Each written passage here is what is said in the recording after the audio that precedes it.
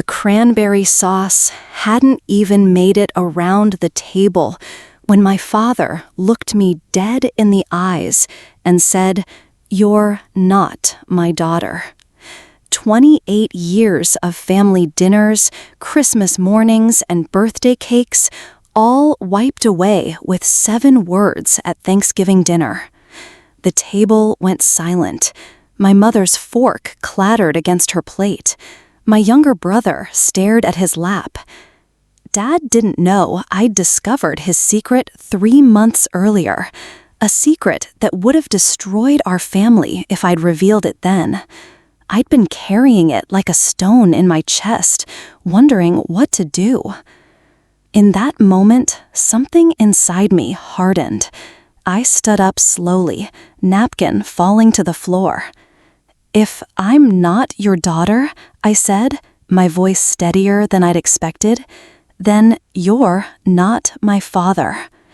What happened next changed everything, not just for me, but for our entire family. The truth I revealed that day was only the beginning. Growing up in suburban Massachusetts, our family looked perfect from the outside. My father, Richard, built his construction company from nothing after his own father lost everything in the recession of the early 90s. He wore his self-made success like armor, never letting anyone forget the sacrifices he'd made or how hard he'd worked. Mom was always the peacekeeper, smoothing over Dad's rough edges at neighborhood barbecues and PTA meetings. My younger brother, Jason, learned early to be invisible when Dad was in one of his moods. I was the one who could never quite figure out how to stay out of the crosshairs. "Amanda stands her ground," Mom would say proudly when Dad wasn't around. But to him, I was stubborn and difficult, words he'd spit across the dinner table whenever I challenged him. I remember my 16th birthday party. Dad had promised I could use the backyard for a small gathering with friends. He'd even helped me string up lights the weekend before. But that morning, he announced he'd invited his business associates over instead. "They're more important than your little friends," he said, not even looking up from his newspaper. "You can have your party next weekend." When I protested, he threw his coffee mug against the wall. The ceramic shattered, leaving a brown stain that Mom quietly cleaned up later. My friends texted to ask where I was that night while I sat in my room, listening to laughter drift up from the yard below. Then there was my college graduation. I'd been accepted to Northwestern's journalism program, my dream school. Dad had wanted me to attend his alma mater and study business. The day I was supposed to give my valedictorian speech, he sat stone-faced in the audience. At the reception afterward, he introduced me to his friends as the kid who thinks she knows better than everyone else. I smiled through it, but something broke between us that day. Despite everything, I still wanted his approval. Last year, I landed an investigative piece in The Atlantic that exposed corruption in the State Housing Authority. It was my biggest professional achievement. I sent him the printed magazine with my byline circled in red. He never mentioned it. What Dad didn't know was that for years, I'd been planning what I called my grand gesture, a way to finally win his respect. I'd been saving every extra dollar from my journalism jobs to buy back my grandfather's original house in Concord, the house Dad had grown up in that his father had been forced to sell. It was coming on the market that December, and I'd finally saved enough for the down payment. I thought it would heal something in him and in us. Then came July 15th. I was helping Mom look for old tax documents in their attic when I found a sealed envelope tucked inside a photo album. Inside was a DNA test result from 2003, one that clearly showed my father wasn't my biological father. There were letters, too, from someone named Michael Brennan, a name I'd never heard. Reading through them, the truth emerged. Mom had been in love with Michael in college before she met Dad. They'd had a brief reconnection right before her wedding. The timing aligned perfectly with my conception. I sat there among the dust and forgotten boxes, my entire identity splintering around me. I didn't confront Mom that day. Instead, I quietly returned everything to its place and carried this new, terrible knowledge alone for months, unsure what to do with it. Was this why he'd always been harder on me? Did he know? The questions gnawed at me day and night as Thanksgiving approached. Thanksgiving has always been a production at the Henderson household.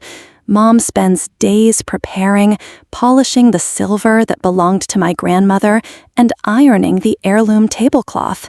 This year was no different on the surface, except for the weight of the secret I carried. I almost didn't go. But Mom called 3 times the week before, her voice tight with that familiar anxiety. "Your father's been under a lot of pressure with the new development project," she explained. "It would mean so much if we could all just have a nice holiday together." So I drove the 2 hours from Boston to the suburbs on Thursday morning, a pumpkin pie on the passenger seat beside me. The air was crisp with that particular New England fall sharpness, leaves crunching under my boots as I walked the familiar path to the front door. Jason arrived shortly after with his new girlfriend, Megan. Dad immediately took to her, laughing at her jokes, asking about her family's vacation home in Cape Cod. The contrast with how he greeted me, a curt nod, barely making eye contact, wasn't lost on anyone. Mom fluttered around the kitchen, already 2 glasses deep into the Chardonnay. I joined her, chopping vegetables and making gravy while she whispered updates about the neighbors and church gossip. Several times she stopped mid-sentence, studying my face. "You seem different, Mandy," she said finally, using my childhood nickname. "Is everything okay?" I nearly told her then. The words rose in my throat like bile, but I swallowed them back down. "Just tired from work," I lied. We were setting the table when Dad's phone rang. He stepped into his study to take the call, but even through the closed door, we could hear his voice rising. When he emerged 15 minutes later, his face was flushed with anger. "Problems at the site," he muttered, pouring himself a double bourbon. "The city inspector is claiming we used substandard materials." Mom's smile tightened. "Let's not talk business today, Richard." He drained half his glass in one swallow. "Easy for you to say. You're not the one who could lose everything." The tension followed us to the dining room. Dad took his place at the head of the table, already refilling his glass. I sat across from Jason and Megan, focusing on folding my napkin perfectly in my lap. Dinner began with Mom's traditional prompt for everyone to share something they were thankful for. Jason mentioned his promotion. Megan talked about her volunteer work. Mom expressed gratitude for having everyone together. When my turn came, I took a deep breath.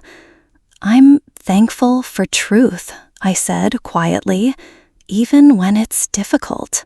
Dad snorted, always the dramatic one. We made it through the turkey and stuffing with minimal conversation. Dad dominated what little talk there was, holding forth about property values and how the neighborhood was changing. His coded language made Megan shift uncomfortably in her seat. It was when Mom brought out the cranberry sauce, homemade the way Dad insisted it should be, that things escalated.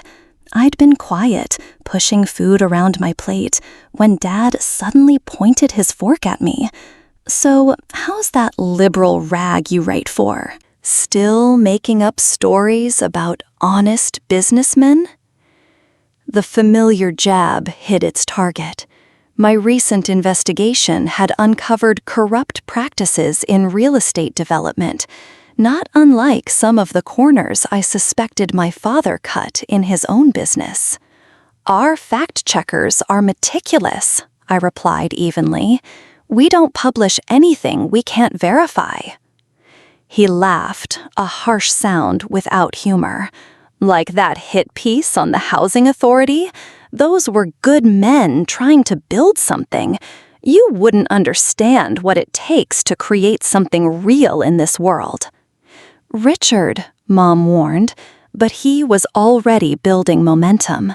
You've always been quick to judge, Amanda, so righteous. But you know what? You don't know the first thing about family loyalty. Something in his tone made me look up sharply. There was an edge there I hadn't heard before, something knowing. What's that supposed to mean? I asked. Dad leaned forward, bourbon on his breath. It means some of us have kept this family together despite complications. His eyes flicked briefly toward Mom, who had gone very still. "Richard, please," she whispered. That's when I knew. He knew, had always known. "Is there something you want to say to me, Dad?" My voice came out steadier than I felt. The table went silent. Jason looked between us, confusion clear on his face. Dad's jaw worked back and forth. Then he said it. "You're not my daughter. You never were." The words hung in the air like smoke. Mom made a small, wounded sound. "What are you talking about?" Jason asked, his fork suspended halfway to his mouth. But I was already standing, my chair scraping loudly against the hardwood floor. 28 years of seeking approval, of trying to understand why I was never enough, it all crystallized in that moment. "You knew," I said, looking directly at my father. "All this time, you knew." "I found the test results," I said, my voice echoing in the sudden silence. "The ones from 2003, hidden in the attic." Mom's face drained of color.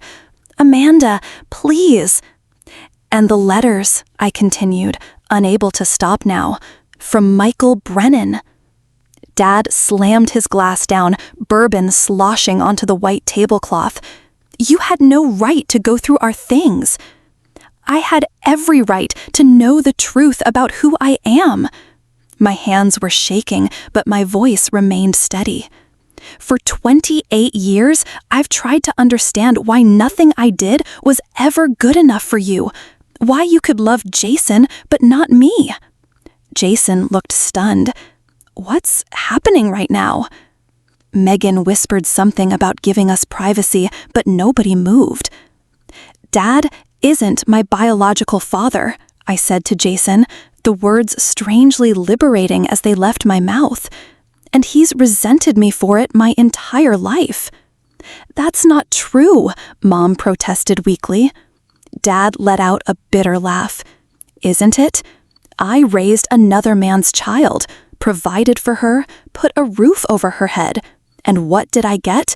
Judgment, criticism, a daughter who thinks she's too good for the life I built." "I never wanted your money," I said. "I wanted your love. But you couldn't give that to a child who wasn't really yours, could you?" His face twisted. "You want to know the truth? Fine. Your mother was still seeing him when we got engaged. She swore it was over, but then she got pregnant. I knew the timing was wrong, but she begged me to believe the baby was mine." Mom was crying now, silent tears tracking down her cheeks. "I chose to stay," Dad continued, his voice rising. "I gave you my name. But every time I looked at you, I saw him, the man who nearly took everything from me. So you punished me instead," I said. the realization washing over me like ice water. A child who had no part in any of it. The dining room felt too small suddenly, the traditions and pretenses of family suffocating. Outside, through the bay window, I could see our neighbors returning from their own Thanksgiving celebrations, normal lives untouched by the explosion happening in our dining room. "You know what the worst part is?" I said, reaching for my purse. "I've spent the last year saving every penny I earned. I was going to buy back Grandpa's house in Concord, the one he lost in the recession." Dad's head snapped up, genuine surprise breaking through his anger. "It's coming on the market next month," I continued. "I have the down payment ready. I thought it would finally make you proud of me. Funny, isn't it? I was still trying to prove myself worthy of being your daughter, even after I found out I never was." I pulled out an envelope from my purse and tossed it onto the table. Inside were the pre-approval letter from the bank and the listing details for the Concord house. "Amanda," Mom said, reaching for me, "please don't leave like this. We can talk about everything." But I was already stepping away from the table. No more talks, no more trying. I looked at Dad one last time. "You said I'm not your daughter? Fine. Then you're not my father. Not anymore." I turned to Jason, who looked shell-shocked. "I'm sorry you had to find out this way. Call me when you're ready to talk." Megan, a stranger witnessing our family imploding, gave me a small nod of understanding. As I walked toward the door, Dad's voice thundered behind me. "Amanda Elizabeth Henderson, you get back here right now." I paused at the threshold, the familiar command almost pulling me back into our old patterns, but something had shifted irrevocably. Without turning around, I said, "That's not my name anymore." The last thing I heard as I closed the door was the sound of my mother sobbing and my father's chair crashing to the floor. The walk to my car felt endless. My legs moved automatically while my mind raced through what had just happened. Before I could even start the engine, my phone lit up with texts from Jason. "Where are you? Don't leave. I don't understand what's happening." I drove to a nearby park, the same one where Dad used to push me on the swings when I was little, before whatever warmth he had for me cooled into resentment. Sitting on a cold bench, watching families walk their dogs in the fading November light, I finally let myself cry. An hour later, headlights swept across the parking lot, Jason's car. He sat beside me, both of us staring ahead at the empty playground. "Mom told me everything," he said finally, "about Michael Brennan, about the affair. I'm sorry you had to find out like this." He shook his head. "Don't apologize. I'm sorry for what Dad put you through all these years." After a pause, he added, "You're still my sister. That hasn't changed." Something tight in my chest loosened slightly. "What's happening back at the house?" "Chaos. Megan left. Mom and Dad are still fighting. I've never seen her stand up to him like this before." Jason pulled his jacket tighter against the cold. "She showed me more letters, not just from 2003. There are recent ones too." My head snapped up. "Recent? From Michael Brennan?" Jason nodded. "He's been trying to contact you for years. Dad intercepted the letters. There was one from just 3 months ago with his phone number." The revelation hit me like a physical blow. All this time, my biological father had been reaching out, and Dad had hidden it from me. "There's more," Jason said quietly. "The development project Dad's been stressed about? It's the land where Brennan's family farm is located. Dad's been trying to force them out for years." The pieces clicked together with sickening clarity.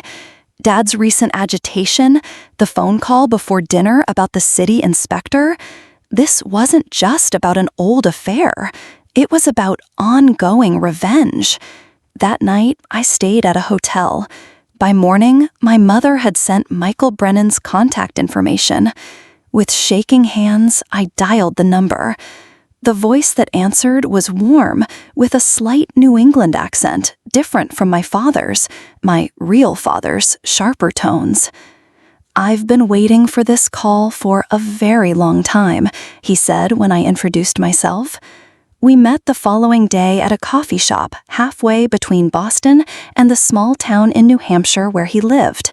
I recognized him immediately. We had the same eyes, the same way of tilting our heads when listening. He was a professor of environmental science, soft-spoken but passionate when discussing his work protecting local watersheds. The exact opposite of Richard Henderson in almost every way. "I never wanted to disrupt your life," he explained, "but I needed you to know you were loved, that you were wanted." He showed me photos of his family, my half-siblings, who looked startlingly like me. They knew about me, had grown up hearing stories about their sister in Massachusetts. "We have a place for you," he said simply, "whenever you're ready." In the weeks that followed, everything changed. I legally changed my last name to Brennan. I met my new family, who welcomed me with an openness that made the stifled atmosphere of the Henderson household seem even more suffocating in retrospect. Richard, I couldn't think of him as dad anymore, tried to contact me once. A terse voicemail demanding I rash actions and reminding me that family is family. I didn't call back. Mom visited me in Boston just before Christmas. She looked both older and somehow freer, sitting in my small apartment with her hands wrapped around a mug of tea. "I've left your father," she said. "I should have done it years ago."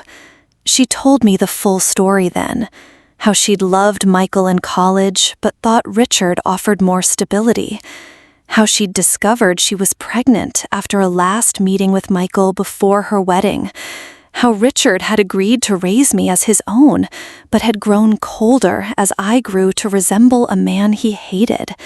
"I thought I was protecting you," she whispered, "but I was really protecting myself from facing my mistakes." As for the Concord house, my grand gesture, I decided to still buy it, but not for Richard. Instead, I invited my mother to live there. A fresh start in a place with history, but not our painful history. The real estate development that would have destroyed the Brennan family farm was halted when the environmental impact report, one I helped research with skills honed as an investigative journalist, revealed critical wetland violations. Richard's company faced significant fines. But the most unexpected twist came in early spring.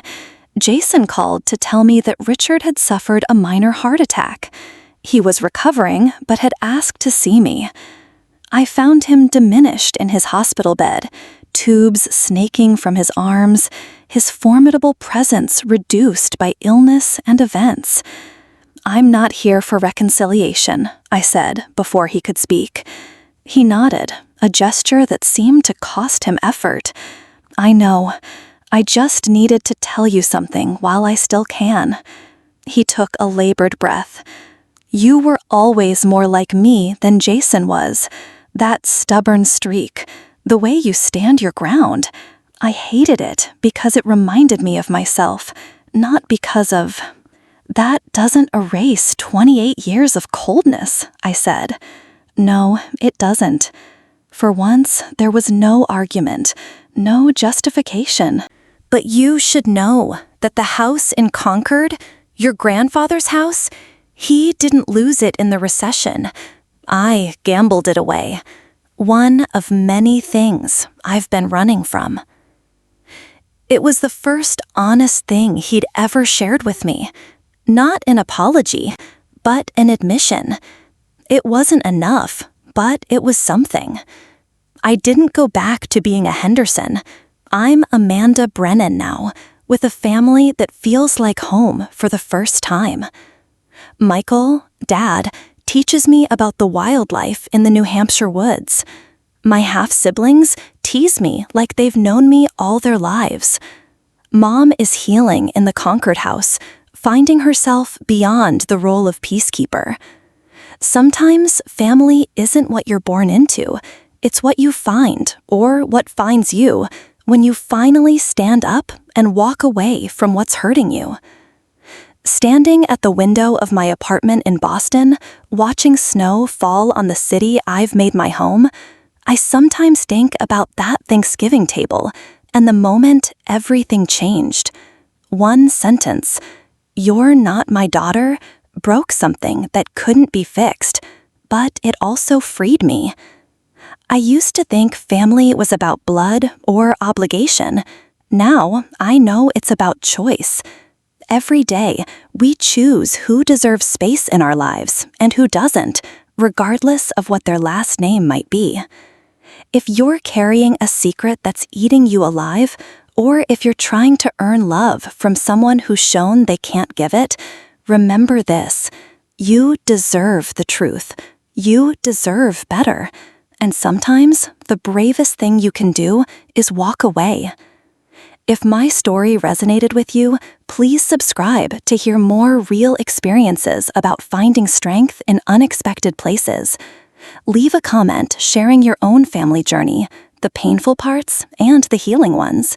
Because in sharing our stories, we remind each other that we're not alone.